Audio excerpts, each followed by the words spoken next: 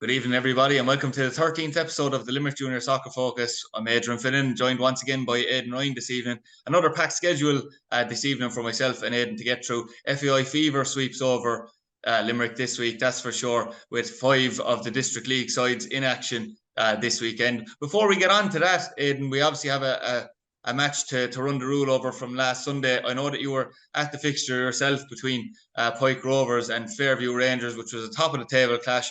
We really built it up, Aidan, and when that happens, you know, the old commentator's curse comes on it, a stalemate, 0-0 draw at the Pike Rovers Sports Ground on Sunday morning. Yeah, not only was it a 0-0 draw, Adrian, it was barely a chance in the whole match. It was if we were looking for top of the table entertainment, you weren't going to get it at the bitterly cold Pike Field on Sunday morning. Very disappointing game. Obviously, both teams will be happy with the point in the end, Adrian, because it's a fixture you cannot afford to lose. Given that it's a derby game, given that it's a top of the table clash, but some very poor fare on view for, I'd say, a crowd of about maybe 200 there. Game never really got going. Defence is on top. I suppose the big disappointing thing about it, Adrian, was the quality of the passing. Given the quality of the players we have on show, and given the big build-up we gave a lot of them last week, the quality of the passing was well below par. A lot of balls going astray, a lot of balls kicked into touch. Obviously, teams closing down each other pretty quickly. But, you know, bar Shane Duggan, I didn't see a lot of players on the pitch trying to get the ball down, take a bit of responsibility and pass it. And that was the biggest disappointment of the whole match, I think, that we didn't see that quality. And did it have the feel, Aidan, I know that you mentioned there that, you know, it was a game that neither side really wanted to lose, because again, they have to play each other twice again after Christmas, you know, in the next round of fixtures. Did it have the feel of a game where, you know, it was definitely more of a must not lose than a go and win? Well, it was, yeah. But the funny thing about the setup, Adrian, was, in fairness to Robbie Williams, he set up with a 4 across the back, and he kind of went with a 4-3-3. He kind of had Daly, McGann, and he had Young Doohig in front of the back 4. He had O'Neill and Madigan, the full backs. He had Mullins and Lippers, the 2 centre halves. You'd Murphy up top, and then you had Walsh O'Loughlin on the left, and you had Owen Hanlon on the right. So he actually set up with what you would term in Pike terms would be an attacking formation. But they never really got going. They didn't create a chance to note in the first half. The best chance of the half came after about 3 minutes, actually. Stephen Bradley for Fairview got down on the right, put in an absolutely fantastic cross in between Lipper and Pat Mullins. And all Colin Rellis had to do literally was let the ball bounce off his head. It would have gone into the net. But he tried to force it with his head from about 8 yards. And it went wide. And other than that, we were devoid of any clear-cut chance in that first 45 minutes. It was just played between both boxes. And as I said, the quality of the play was really very poor. The second half maybe improved marginally. Again, Fairview didn't create a whole lot. Shane Duggan had a shot from about 25 yards, which grazed the crossbar. Jason Cross actually had a great chance from a Shane Duggan free kick. A bit like the goal we saw in the cup match, Adrian, where the ball was swung in from the right. And I thought Gary Neville kind of misjudged it a little bit. Jason didn't realise it was coming to him and kind of bounced off his leg and trickled wide. Pike got up a bit of a head up a steam there in the last 10 minutes, created a few corners and free kicks. Aaron Murphy hit the butt of the post and bar maybe a Colin Daly header. Other than that, there wasn't a chance in the match. A draw was a fair result, but a very disappointing game overall, Adrian.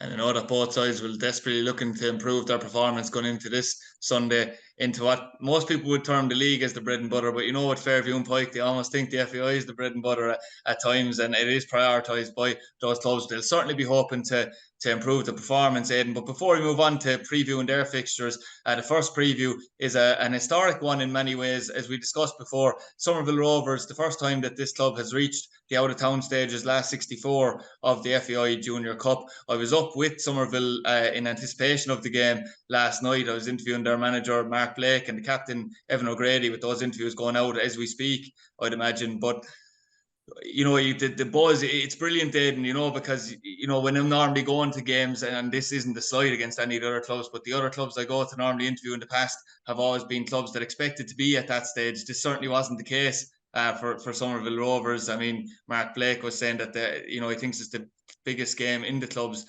history, and there was a real buzz around the training session. So, despite the fact that they're facing Gorey Rangers, who we know are going to be a formidable opposition for them, considering their stature in the last few years of the competition, it promises to be a really big occasion there for Somerville on Sunday.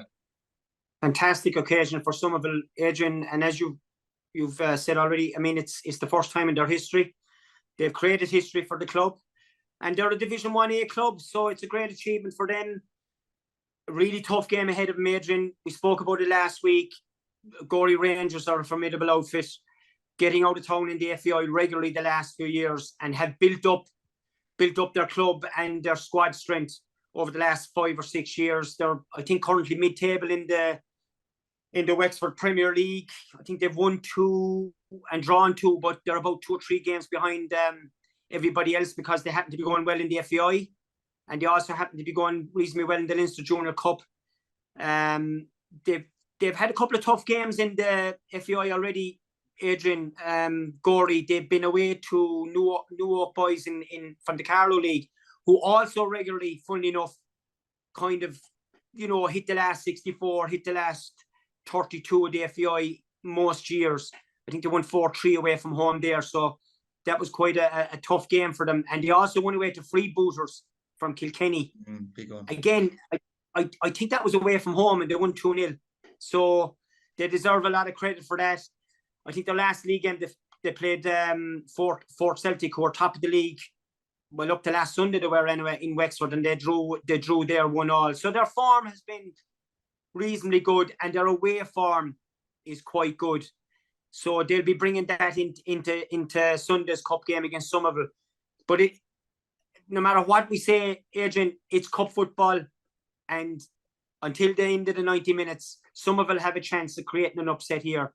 And hopefully Mark will have done a little bit of homework and will have his team right and up for the game. And hopefully they'll get the game played at home in their own pitch. That's actually something I mentioned to both parties last evening. With the weather that we're having at the moment, I know that Portland Park, has endured tough times in terms of, like, even if you look at it only 2 to 3 weeks ago, the Ross game was cancelled, and the weather is probably similarly bad now as it was then. So there'll be hopes and prayers from the likes of Mark Blake that the pitch will hold up, because you want to keep that, don't you? You want to keep that tight surface, bring the crowd close to the pitch, because if it's on out in UL, I mean, you'd already say that a fancied Gorey side then will be even more fancied, like in this fixture. Yeah, well, Gorey will be used to playing in front of on decent sized pitches. There's no doubt about that. I think the UL surface, if they have to go out there, will suit them. Whereas, as you said, and we flagged it last week, you get that game at home, soft underfoot conditions, tight pitch, fairly partisan home crowd, no doubt, bolstered by some neutrals as well. Adrian, the game is on at 2 o'clock. So you will get some neutrals, and especially then from the likes of Premier A teams and 1A teams, 1B teams, they'll be anxious to go there and support Somerville. They will need every single advantage they can get to cause an upset, because, as I've said, this Gorey team, they have a lot of pedigree, big strong boys, can play football, and it's only a couple of years ago, Adrian, they got to the last 8 of the FAI, but they were beaten by Usher Celtic, who got to the final. Usher beat them 3-2 in a fairly titanic struggle in Dublin. So Somerville will need every advantage they can get. And the big thing as well, Adrian, can they get that bit of luck on the day? Yeah, absolutely. I know that it goes without saying, Aidan, but the most important period of that game, I suppose, for Somerville, it's a tough 90 minutes, but the most important period will be, can you try and keep it scoreless maybe for that first half an hour, and then belief may grow? Yeah, you've got to get to half time. Going into the dressing room, certainly as the manager, Mark Blake, you've got to be going in there saying, listen, we've something to fight for in the second half. If you're going in, keeping a clean sheet, what a bonus that would be, even a goal up, but a clean sheet especially. Massive bonus if you can get into the dressing room at half time, and he'll have something to work from there, and he'll give something for the players to fight for. So a huge task from Adrian. It's not beyond them because it's cup football. It's the FAI Junior Cup. You just never know. Yeah, you know, you're the old romanticist. We've been through that one before. But as well as that, I know you like to keep maybe a tough exterior, and you probably didn't like me mentioning it. But, you know, obviously you were giving your own bit of help to Somerville as well during the week. And I mentioned that to Mark Blake, who was very appreciative as well. Yeah, I sent him a bit of information. Look, I have a good diary of information on clubs around the country, and I was only too happy to help Mark. He's a good guy, decent guy, works hard. Getting a lot out of that team, Adrian. You know, they're up near the top of 1A, and obviously promotion is the key for them to get that club back up. They were a Premier team not so long ago, I remember. So it'd be nice to get them back up. And I know Mark is working really hard on the training ground and obviously every Sunday. And listen, when you're a manager, it's 24/7. So it was nice to be able to give him a bit of information.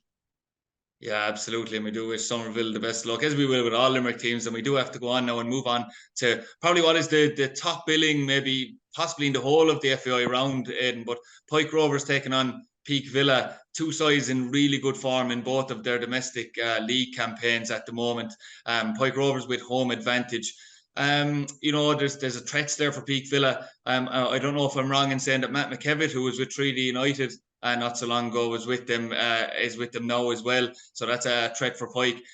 You know, Pike have a lot of experience, as we know, and we've went on about for maybe the last 3 years, Aidan, but they're apparently a youthful, exuberant side here in Peak Villa coming to town. Absolutely. And I have to correct you on that now. The good news for Pike Rovers is Matt McKevitt has gone abroad. Oh, so he'd been missing Sunday, so that'll be nice information for Robbie Williams.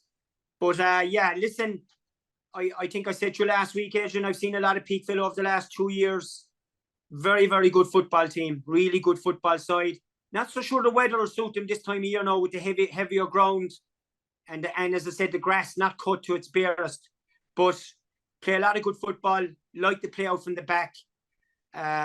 Very, very young team. Average age, I'd say, about 22, 23. Have a couple of old stagers there. I mentioned Mike Ryan last week, who played with us at Jamesborough, who's still plying his trade in the middle of the field. And I haven't seen him recently. He's playing exceptionally well for them.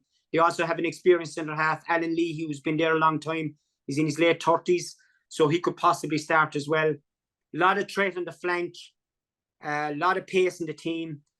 I think, Adrian, you're right. They've won their 5 games in the league, haven't they? Yeah. I think they're in the league 5 games. The big win of note in the FAI so far was they beat Clonmel Town 1-0, which is a massive game. And it's, you know, you've that trio of Peak Villa, St. Michael's, and Clonmel Town, and sometimes Clonmel Celtic, who are also there or thereabouts. So to come away with a clean sheet there and beat Clonmel Town 1-0 is no mean achievement. And they'll be coming up here with a lot of confidence. As I said, a lot of good players in the team. Dale Loughnane, Stephen O'Carroll, who's been a fantastic player for years. So they'll be a real threat. But Pike, we've said before, it's in their DNA, this competition. Yeah. Didn't play particularly well last Sunday. Do you know what, though? It'll be a great motivational thing for Robbie Williams coming into this Sunday, knowing that they can up their game hugely from what they did last week.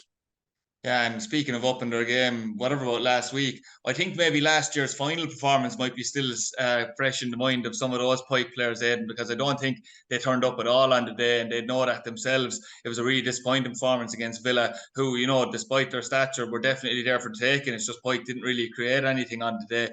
I know that they'll be desperate, obviously, to get back, but, you know, they know how much of a task they have. But it's built, their whole team seems to be built, as we mentioned before, totally on defence, and obviously getting themselves up for games like this. Even if you look at it, Aidan, on the point of view of their matches, I know they lost Fairview in the Munster Junior, but you look at the league, they got a 0-0 draw against Fairview at home, who were also flying. They won 1-0 away against Ashling and Acadie, who'd be obviously a top 4 as well. They've only conceded the 1 goal as well, and as we've mentioned loads of times, they do tend to win these tight games, and I assume, you know, this game on Sunday will be no different.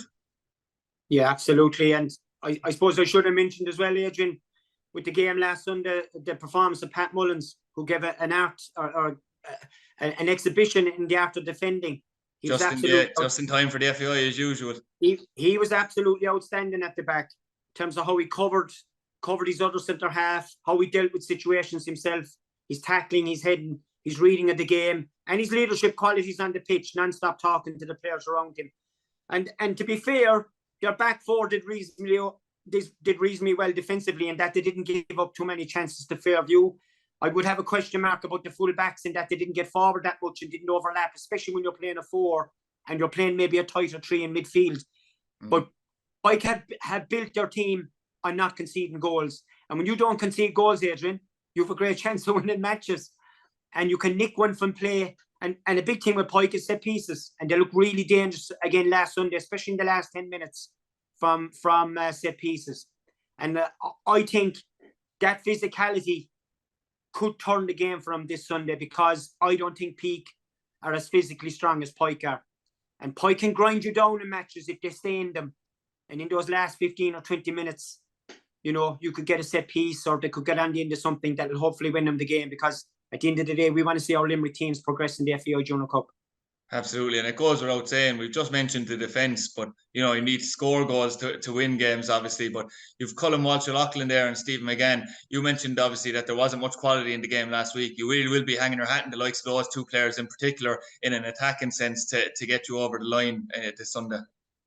Yeah, and we didn't see any of it last Sunday, Adrian. I have to say now, Walsh-O'Loughlin, Owen Hanrahan, Colin Daly, who's as fit as I've seen him in a long time. Colin Daly, I thought he was in great nick. Steve McGann, we didn't see any of that last Sunday. We didn't see any of that creativity. We didn't see enough third man runs into the box. We didn't see enough one-on-ones down the wings. It was disappointing now from an attacking point of view. Now, I can't take away from the work rate. The work rate was absolutely fantastic from every player in the Pike jersey. But we just didn't see enough going forward. I'm expecting a huge improvement Sunday afternoon, to be honest with you. I think that they'll create a bit more from play, hopefully. And they also have that threat, as I said, from the set piece. Yeah, and that's the end of the preview for the home sides. Two of those sides are both at home, 2 o'clock kickoffs in the games at Crossagala and in Portland Park as well, we hope, on Sunday. So now we're moving on to the 3 sides who are all given away fixtures. And Fairview Rangers, I don't know if I'm being misspoken here, Aidan, in saying that Fairview will be heavy favourites going into their game against Manola, because I don't know anything about their opposition, to be fair. It's just given the history and the pedigree of Fairview in the competition, you would probably expect the Limerick side to go through. Yeah, I would have them as heavy favourites as well. Adrian, as I said to you already, Manola are kind of out of season, so they've been trying to play some friendly matches and stuff like that. They've played a couple of FAI Junior Cup games, obviously. But they've had decent wins now, Adrian. They beat Carberry 3-2. I think they were at home in that one. And again, Carberry are another team, always hitting the last 64, always kind of getting out of town normally, you know. So a decent victory there. Also beat Westport, which is a good win as well. That was away from home. Because Westport are also a team that regularly get to the last 16, last 32 of the FAI Junior Cup. Manola are normally mid-table team, Adrian. Finished, I think, around 6th this year, but conceded a lot of goals. Conceded 35 goals in their 18 league games. You know, that's 2 goals a game. Now, I know that's league form, but that can affect you as well if you're not having a good day in the FAI Junior Cup.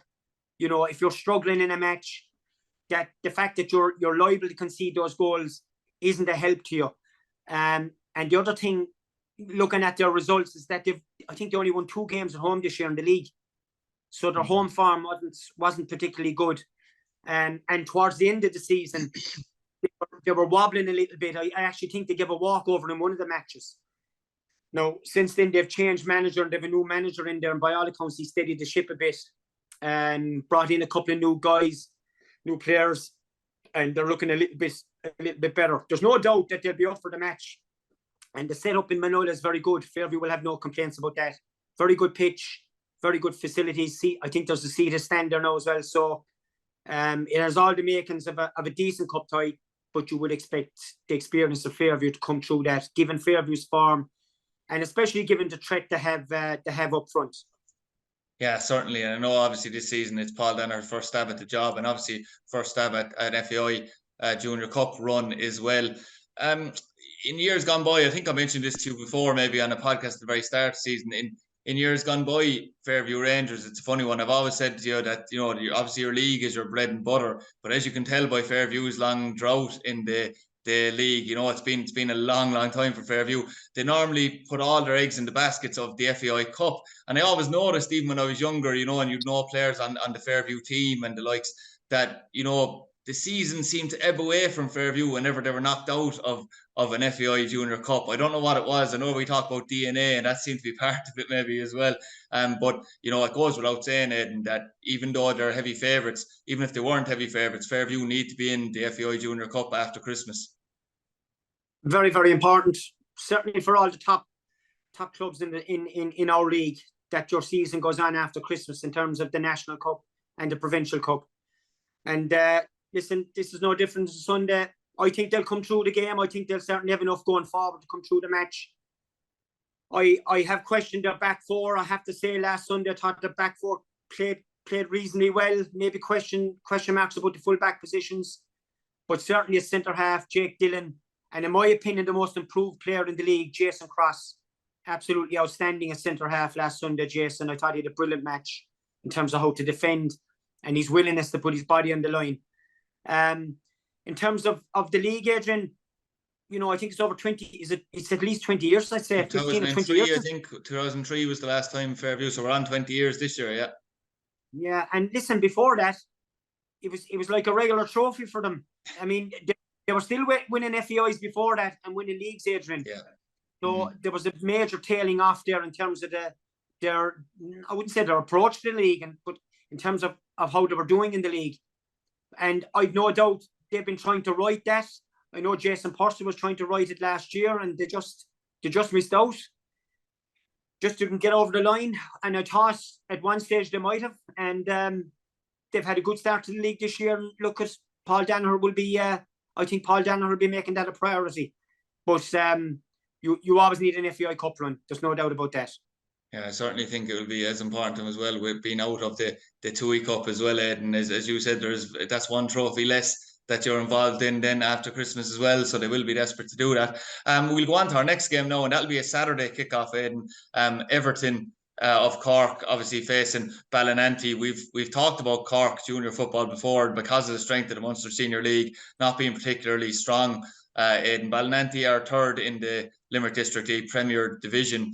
Ballinanty, like we've mentioned about some of the opposition that Limerick teams face, like Sigori, Ballinanty are a team, maybe last 32, last 16 most years. It's fair to say, definitely out of town in the majority of seasons that I remember. So, going to a Cork Junior League side who don't tend to do very well in any FAI Junior Cup, they'll be certainly hoping to come away and be in the last 32 themselves.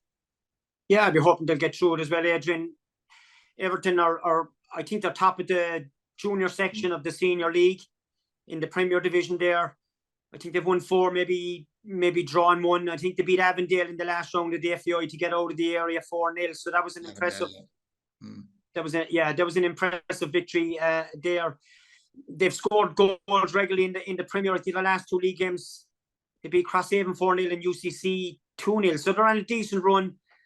But I think Bala will have too much for them. It must also be remembered that Everton lost to Pike fairly heavily at the start of the season there in the Munster Champions Cup, wasn't it? 3-0. Yeah. And certainly Pike wouldn't have been anywhere near their best in that match. They wouldn't have even done much of a pre-season actually before the game. So I would expect Bala to come through the game. The only thing that will hamper Bala might be the conditions, Adrian. This Bala team are very young and from midfield up are quite light. And would probably prefer a dry, firmer ground. So if the ground is heavy, a bit like the Somerville situation, if the ground is heavy, the pitch is tight, could hamper them a little bit. But you would think with the quality of Habido, the 2 Fitzes, Adrian Power, Eddie Burns, Aidan Hurley, and that back 4, and Steve McNamara in goal, you would think that David Dunphy and Bala will have enough to come through the game. Obviously, it's a game you can't take for granted, and you need to put your stamp in it nice and early. Try and get something before half-time to give the home team nothing to fight for in the second half, and hopefully come away with a victory. You got to win the battle first, Adrian. That'll be the big thing from, the conditions down there will be heavy. As far as I know, Everton's pitch isn't the best, so they will need to win the battle first. And listen, Bala are quite capable of doing that. Yeah, absolutely. Hopefully we don't have any referees bound to the camera either in Cork, as we saw on an occasion last year as well, but we will go off that subject fairly quick. There was one thing popped into my head as you were speaking there, and it was about maybe, winning the battle first, and it brought about thoughts of motivation, Aidan. And obviously I know that you were involved with Jamesborough, a successful Jamesborough side. Well, it's particularly domestically, but obviously you'd get to your last 32s, last 16s of FAIs and the likes. And the players that you managed, whether it was with that club or with another club in the past, would have all been used to getting to that stage of the competition. So, I asked Somerville, was there a different buzz, we'll say, going into this game compared to a league game? But is there a different buzz when you're the type of players like, your likes of I suppose your Aidan Hurley's, Adrian Powers, even James Fitz, who was with Fairview, even Darry Hughes, when they get to that stage every year, is there a possibility that complacency can creep in the last 64 because you're expecting to get further on? Or I suppose, is the job really up to the manager to make sure that doesn't set in for the experienced players? Yeah, well, I wouldn't say there's any complaints in terms of complacency, Adrian. The only reason you'd be complacent is if you had a couple of FAI medals in your back pocket. And fair enough, yeah. the bottom line is, any of the players I managed didn't have FAI medals in their back pockets. So that's what it's about. You've got to get that medal in your pocket, and it's the big one. So complacency certainly wouldn't come into it. What I found as a coach and a manager, and I'm sure managing with Shane Hanlon, what we found was, on the day you have to manage the game, and all of us are involved in that. In terms of the players on the pitch, you could be leading a match, how you manage it, how you see it out. Can you do that? If you're behind in the game, can you do the same? Can you not panic, stay in the match, wait for your chance to get back into it? And as managers and coaches on the sideline, we obviously too have a responsibility to see these things, to see can we manage them, can we affect the play from the sideline, or do our business at halftime? Because you will have your homework done before the game, and you will have the players prepared as well as you can. But once the game starts, you have to try and manage it. And I found certainly my time at Jamesborough, even to a lesser extent, I suppose, than my time at St. Michael's, when I was over St. Michael's, that sorry, I was too young to remember that one. Well, we found it hard to manage games. Sometimes we came out of games and we said, how did we lose those games? But we just didn't manage them. We didn't concentrate for the 90 odd minutes. We didn't manage them enough. We didn't look after ourselves in the pitch well enough. And I found that to be the biggest hindrance to going further in it. Yeah, and it goes without saying as well, Aidan, that discipline is really important. I always remember, maybe when maybe 7 or 8 years ago, even, and I know that they won't like me mention them. It's just an example that was fresh in my head. But even Crew Park, whenever they went to Dublin, now I know we have this, what would we call it? This, I suppose, chip on our shoulder in Limerick in general anyway, about, the referee may have screwed us when we went to Dublin or Cork. And sometimes I found that, that was just, excuses, like, and for losing the game and losing your head. I mean, it's important to not be in a position where you're, already looking for excuses when you're going to away to the likes of Cork and when you're going to Dublin. Yeah, it doesn't do anyone any good, Adrian. You're going to be bitter about it if you carry that with you all the time in terms of excuses. At the end of the day, look, they're the rules. When you go away from home, until you get, I think, is it to the last 8, maybe last 16, is this last 8, you're going to have home. So you've got to go out there and deal with it. And like you say, there's a few types of discipline, Adrian. There's your team discipline in terms of how you approach the game, what you want your players to do, how you want them to play, and how they enact it on the pitch. But there's also the individual's discipline, how he conducts himself on the pitch, how he reacts to decisions that go against him. And you're no good to the team off the pitch. You're certainly no good to the team getting an early booking because you'll be on edge for the whole match.